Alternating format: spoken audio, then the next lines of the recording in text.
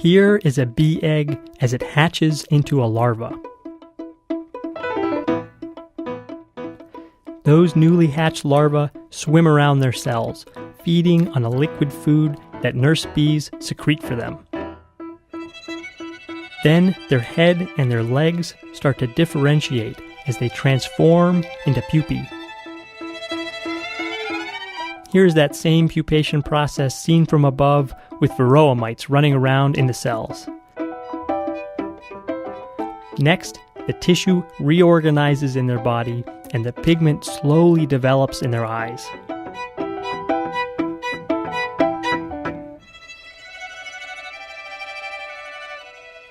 In the last step, their skin shrivels up and they sprout hair.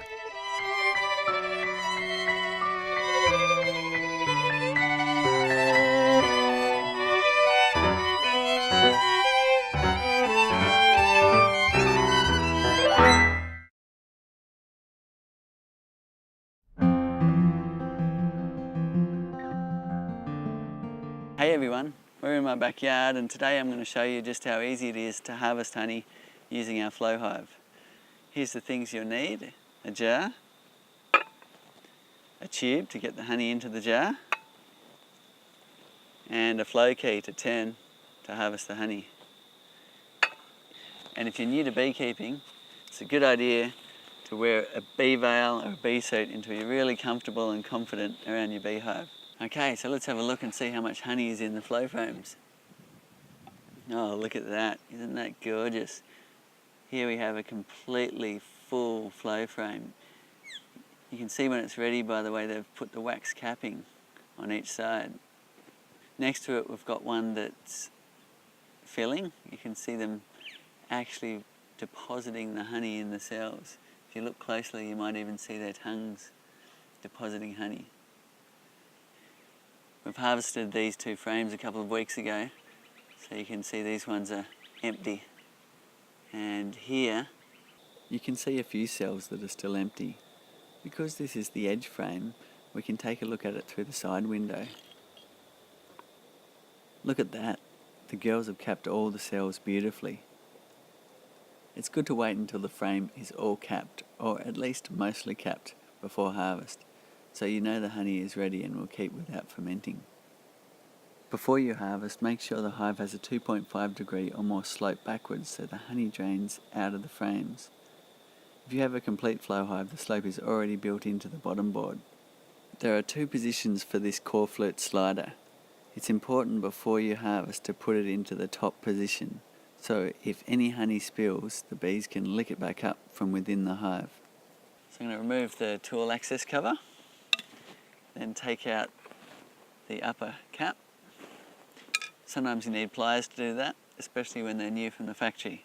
I'll remove the lower cap, and there's a tag on the end of the flow tube, and that goes into the honey leak back point. So the flow logo's on top of the tube. Put my jar under the tube, and the flow key goes in the lower slot. Cool.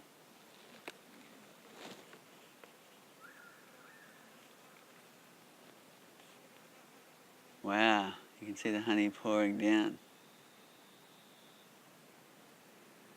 Get a look at that. Just absolutely pouring inside the tube here. Isn't that gorgeous? Beautiful, fresh honey straight from the hive. The left-hand side is draining away. The right-hand side's hot on its tail. Just remember, this is just the honey harvesting process. You still need to look after your bees just as you would with any beehive. The quickest I've had a jar fill is in 7 minutes, and the longest would be 3 or 4 hours.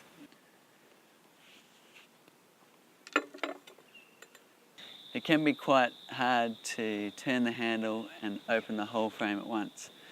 So to make it easier, you can simply open part of the frame at a time. So what we're going to do is open the frame in sections. So I've just put the tool in a quarter, Now I'm going to turn that. Then another quarter. Turn it again. Another quarter. Then all the way.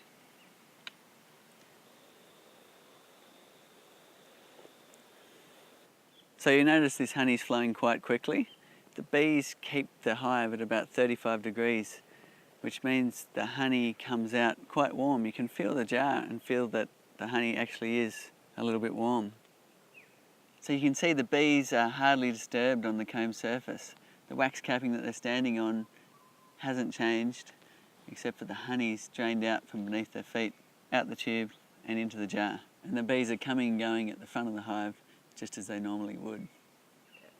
Sometimes the honey can take 15 minutes to come out like this jar, or sometimes it can take 3 hours, and it just depends on how thick the honey actually is. So it's springtime here and there's plenty of nectar coming in, so as you can see, the bees haven't come around to rob the honey. But if it was a time where the bees were a bit hungry and you were harvesting, you would need to cover your jar.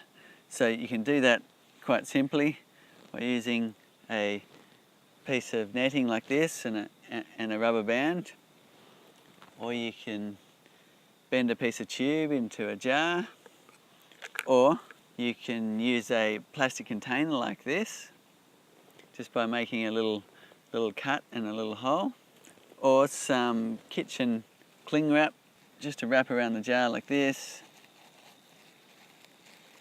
Make sure you save it for next time because I hate wasting plastic.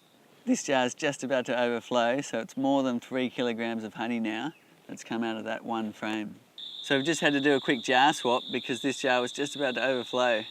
Isn't that amazing? That's over 3 kilograms in that jar and it's still flowing out of one flow frame. So to finish off, we need to reset the combs into their original position.